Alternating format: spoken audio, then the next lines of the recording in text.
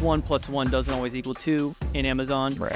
I know that goes against a lot of what we've said. There's a lot of math in Amazon's algorithm that I do think is black and white, cut and dry, but not 100%.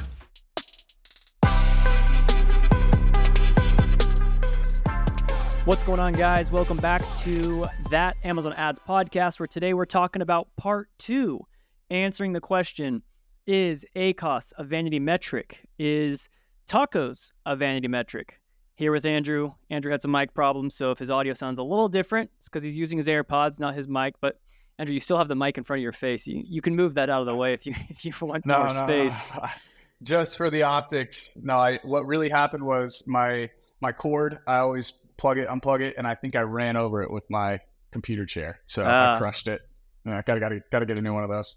Well, if anyone out there is selling mic cables, drop a comment so that Andrew can buy from you and get you a good organic sale.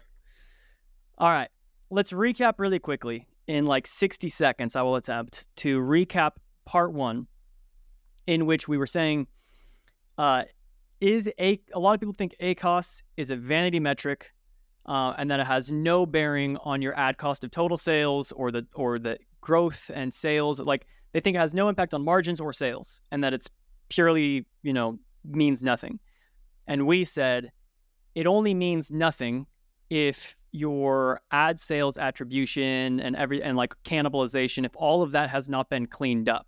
For people who know what they're doing and are doing a good job with, who are first of all just aware of what can create those effects of cannibalization of organic sales, over attribution to ads, then yes, that can create some discrepancies and make it seem like the ACOS isn't real.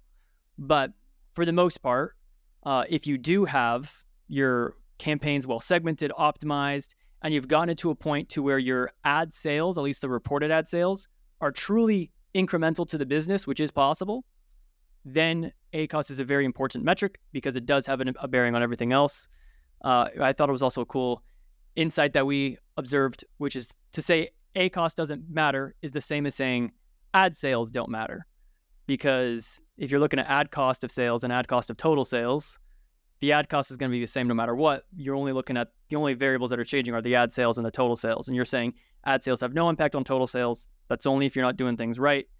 And last thing, ad cost of total sales, I think most people think that matters.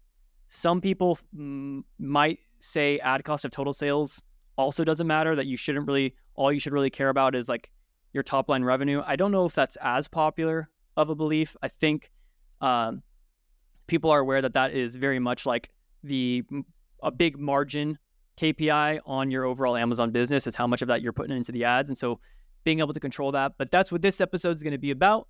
A little bit more of a dive into the ad cost of total sales, since I think we covered off ACOS on the last one pretty well. So this is more about ad cost of total sales. Is that a vanity metric? How should we be understanding that and interpreting it? Andrew, yes or no? Ad cost of total sales is important. I would say ad cost of total sales is very important, and it's probably one of the main KPIs that most brand owners are watching to gauge whether they're over-investing in certain products or in their overall account. So, I mean, anybody that's saying ad cost of total sales doesn't matter is likely not making a whole lot of money on the products that they're selling. So, I think it's super important. Yeah, it's very much, it's basically how good are your margins. So, yeah.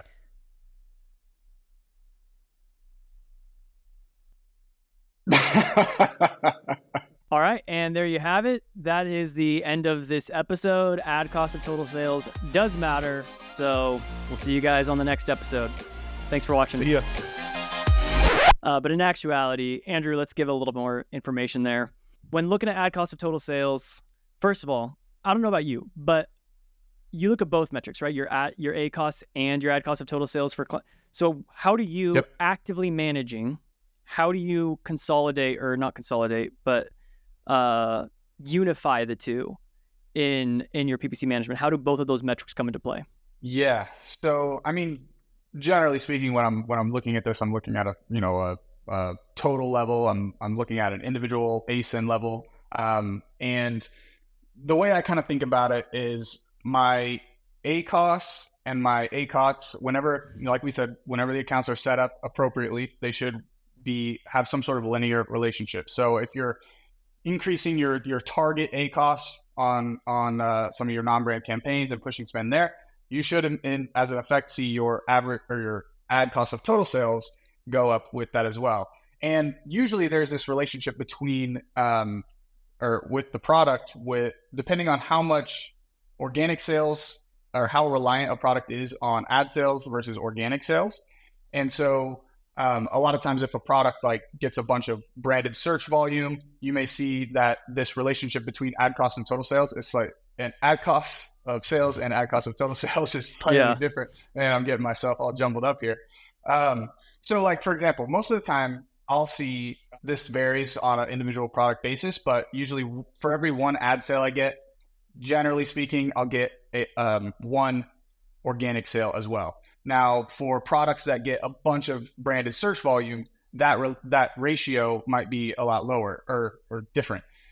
So I may get one ad sale for every 3 organic sales that I contribute for this product, because that product already ranks really well organically and isn't as reliant on ad sales. And so in those types of scenarios, I may see that my ad cost of sales is much higher than my ad cost of total sales, because that product is less reliant on the ads themselves, the ad dollars that are going into those keywords in order to produce the total revenue. Because, like in that example, most of the revenue, is coming from the organic side of things.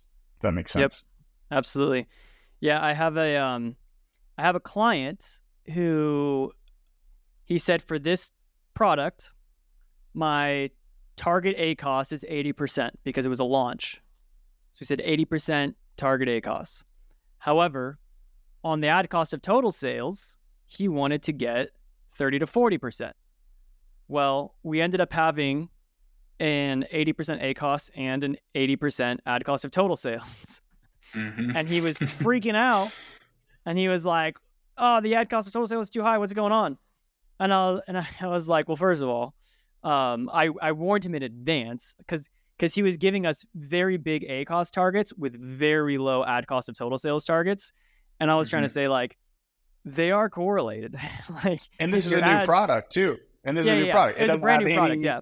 No organic sales at all. Yeah. No organic sales yet. So, if it had a few organic sales, then, it would have been better. But it was a brand new product launch. It was only getting sales from ads. And you could argue that we were cannibalizing the organic sales, which is why we didn't get any. I don't think that was the case, given, he was launching glue sticks, right? Glue sticks is there's a lot of people selling glue sticks on Amazon. So, so maybe I shouldn't have revealed that. It doesn't matter. It's all right. You'll never find who it was, because there are so many. But it was a very competitive space, and the only way to get that visibility was with ads.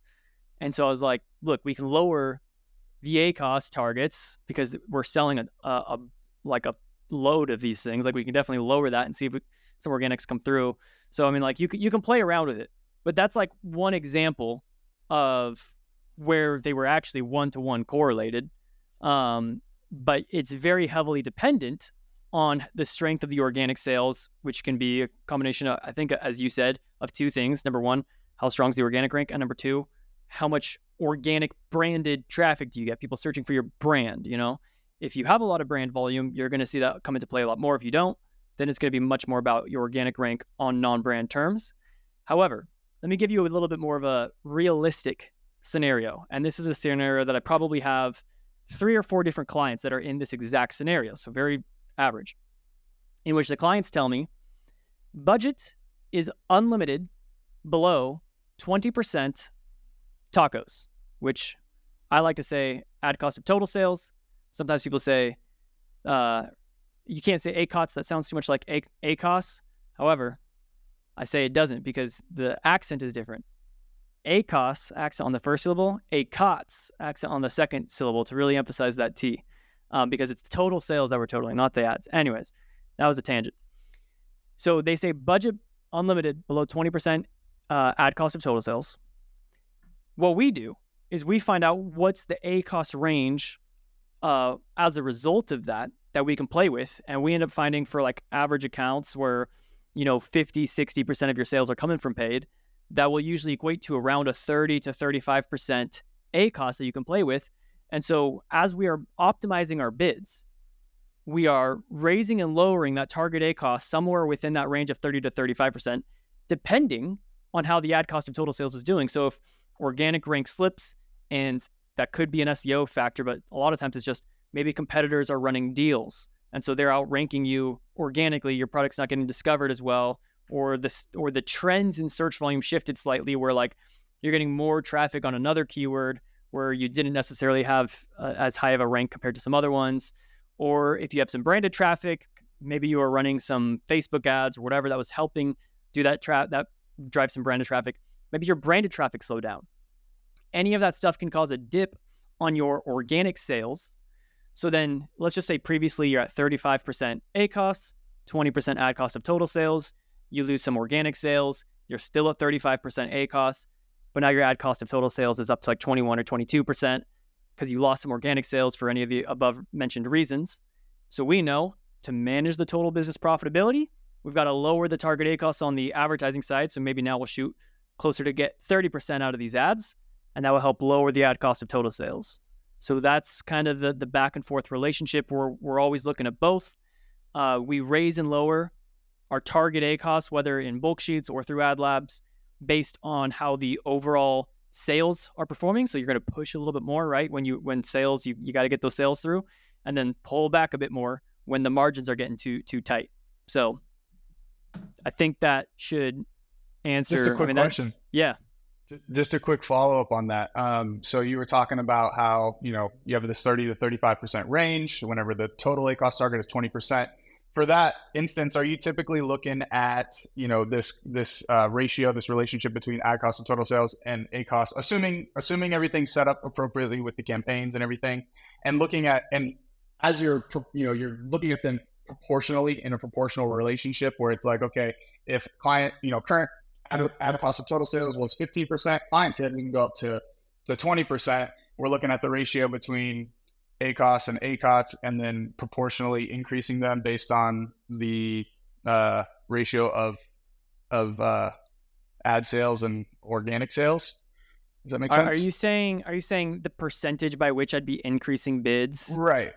So basically, what you're saying is like, for every one ad sale I get 2 organic sales or whatever.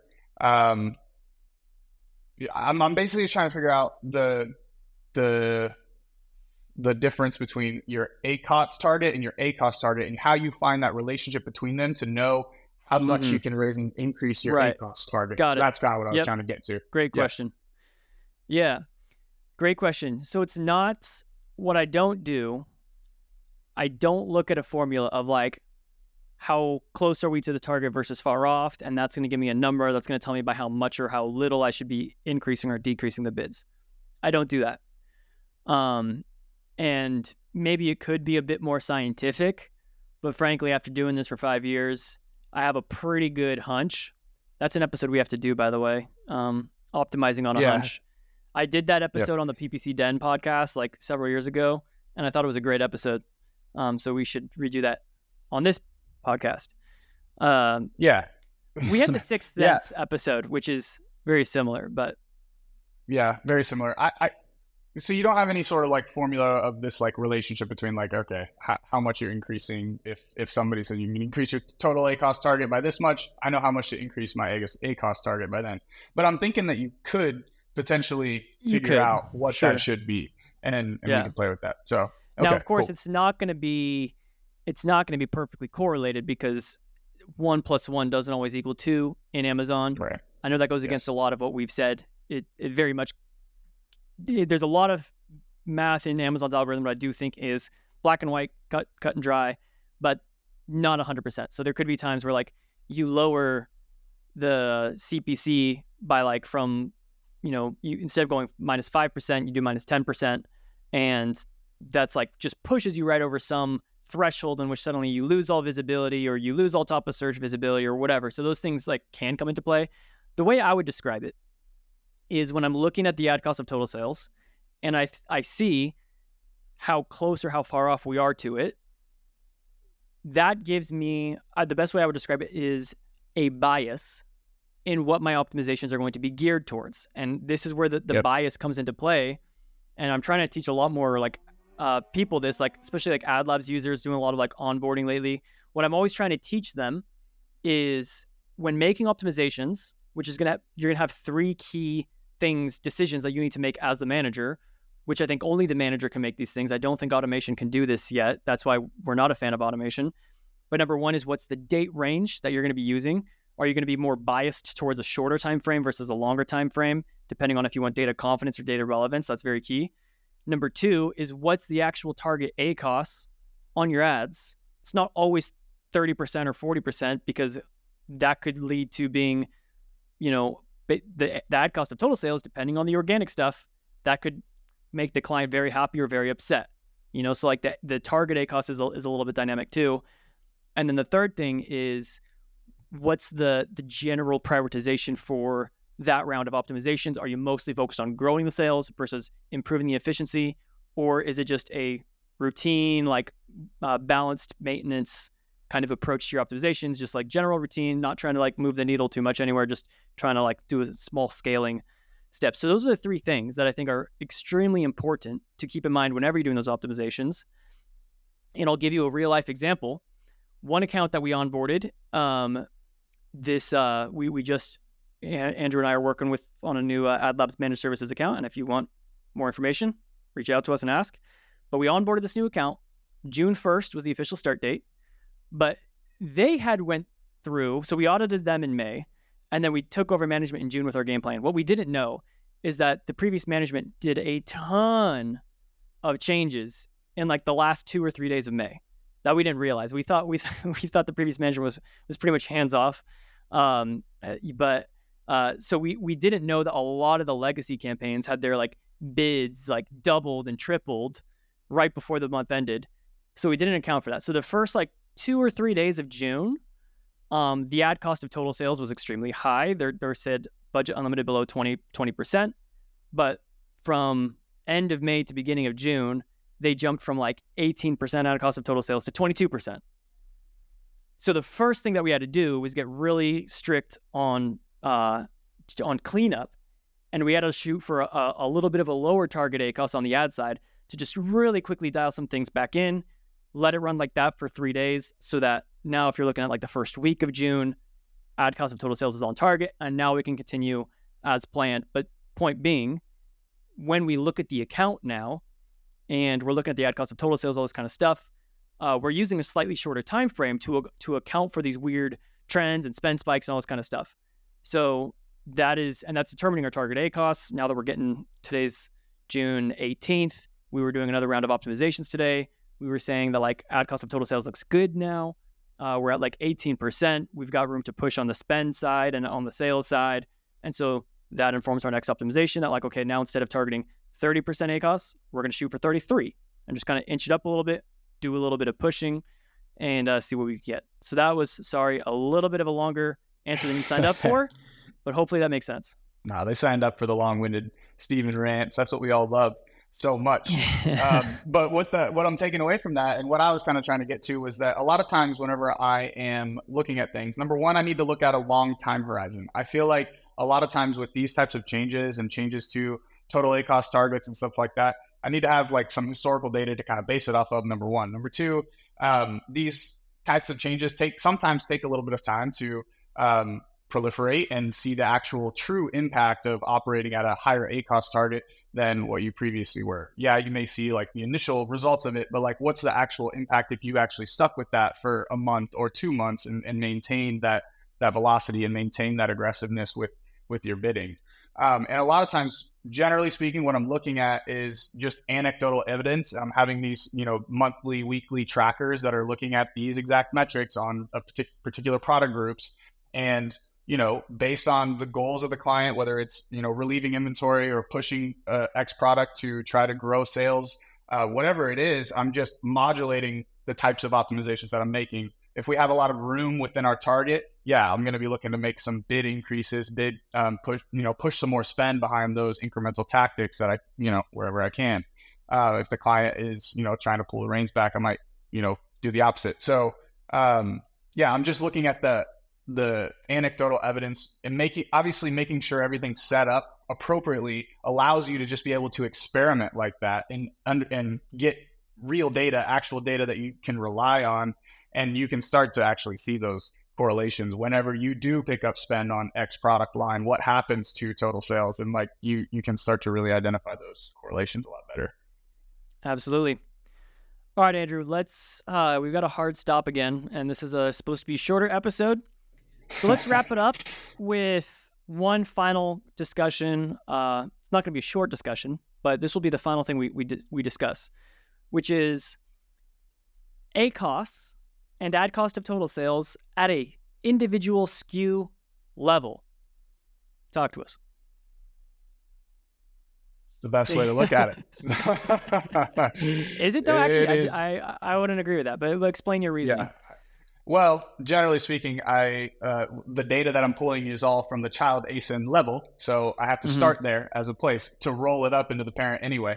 So generally, when you're pulling the data, you have to do it at the child ASIN level unless you kind of have it already mapped out. But anyway, what do we want to talk about? Do you want to go into that right now? No, I didn't give you a question. I was trying to just get you to go on a rant yourself, but I don't have a huge rant about this one. I do. You want me to go again? No.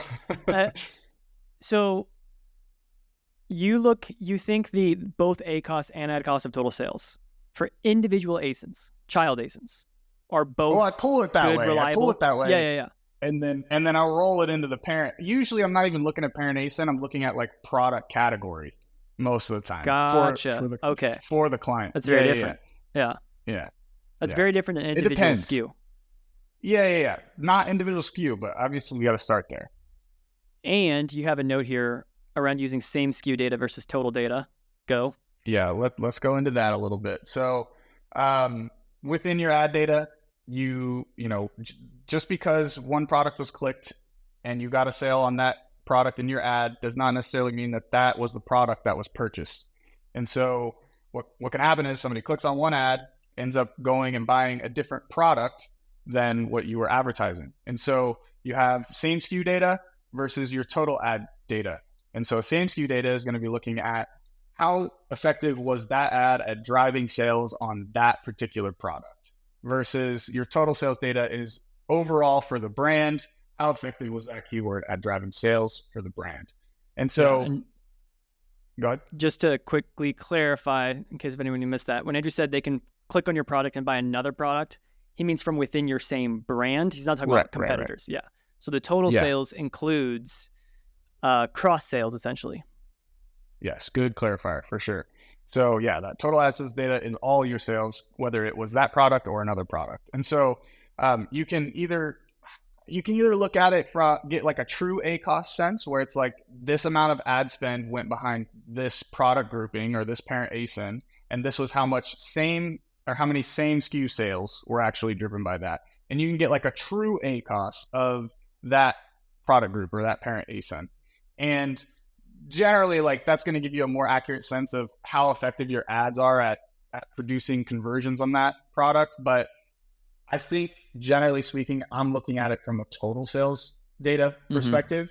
And I don't really have a reason why off the top of my head, but I usually look at both. I have both in all the data that I'm looking at, so I can compare and just see the correlations between those two. But yeah, I'm generally looking at total sales data because it's driving sales for the brand still. So yeah, and we can't see what sales those came from anyway. I have another good example for you. I have a client who is constantly sweating over one SKU in particular that has he's looking at the total ads. So he has some other software that's doing this for him, that's doing his accounting, Amazon accounting stuff. And the total ad spend behind this one particular child ASIN compared to the total sales driven by that child ASIN, he's saying the ad cost of total sales is 80%. And he's like, dude, what is going on? We are burning through cash. And I go look at the ads, and the target ACOS is at that 30 to 35% range. And the ACOS on this one product across all of our ads is 28, 30%. phenomenal from an ads perspective relative to what we're typically trying to go for. And the ad cost of total sales, mind you, on the overall account is still really good. It's just this one SKU that looks like it's completely out of control. And I've reminded him several times. I just have to kind of keep reminding him that you shouldn't be looking, my opinion, you shouldn't always, or at least most of the time, you shouldn't be looking at the ad cost of total sales for an individual child ASIN because of the cross-sell potential. Because what ends up happening is if you look at the parent ASIN for this, the ad cost of total sales is great. It's like 18% or whatever the target is. The caveat is that for whatever reason, Amazon really likes one of the variations, probably because it has a really good click-through rate. It's a really good, it's got a good main image, good, it's like the lowest price product. So it's a good entry point. And a lot of people click on that, and then they'll switch to other variations that are either just different styles, but the same price, or they go up to like the 2-pack or the 4-pack that are a lot more money. Now, here's a free tip for you that you guys don't even have to pay me for. Higher AOV products by default will have a higher CPC to get the same visibility on the same keyword as a cheaper product. That's just because Amazon assumes your margins are better. They will charge you a higher CPC. Also, maybe they would call it a product quality score. That's why they're penalizing you, because Amazon thinks lower priced products are much more favorable in terms of making good user experience. So Amazon typically likes to show cheaper products, especially in this price sensitivity culture. And so those higher AOV products are gonna, if you try to get the same visibility, it's gonna come at a higher CPC, and you won't necessarily get more sales or conversions on it, as opposed to getting that lower AOV product with a really cheap CPC and get people to cross-sell. In fact, actually, if you do have a high AOV product, it would probably be a good idea to make a 90% discounted, super stupid, cheap version of it just to get really cheap traffic to the higher AOV product, rather than paying like the normal market price to get clicks on the other product ad. So anyways, to wrap all that whole rant up. That was a really good point, and makes a lot of sense as why you would want to roll that up and roll it up into the parent level, because you have child ASINs within each parent that have very deliverability, number one, because you have limited number of placements that you can even have for any given parent ASIN on number of queries. So one of your ASINs is likely going to get most of the deliverability. I don't know what would dictate that. Potentially in this scenario, higher click-through rates. If it's did you say it was the lower price product that was getting most of the click-through, and then they were buying the higher price point product? So if you didn't roll that up, you wouldn't be able to see the overall impact on that that parent. So that's a really good point. Yeah, and so if you look at the ad cost of total sales on the other ones, they've got like a 1% ad cost of total sales, because virtually no ad spend. Ton of sales on them though. If you look at the ACOS on those other products, they're probably like 40 or 50% ACOS because the CPCs are so dang high. So it doesn't really make sense to push more on the ad side. It's way easier and cheaper to drive traffic to the higher AOV products through like the best selling lower AOV product. They're all on the same product page because they're all variations of each other. So it's for this, I would say you definitely want to be looking at least at the parent ASIN level for looking at the ad cost of total sales. You might even want to group it one level higher by product category, which would mean so we have two different parents that are within the same category, as opposed to you got other product categories. So, if you're selling tennis equipment, you could have like a whole bunch of different parent ASINs for tennis rackets that have a bunch of different sizes and variations. And then you have a whole bunch of other tennis balls, variations and whatever. It might not be about it. You could look at the ad cost of total sales for each individual parent ASIN of your tennis rackets, or you could look at the ad cost of total sales for all of the tennis rackets as a whole. All of that just kind of depends on by how much these cross sales are coming through, just to give you an accurate reading of the true effectiveness and the investment levels. So yeah, I think parent ASIN is probably my default level to look at, but you could roll it up one level higher.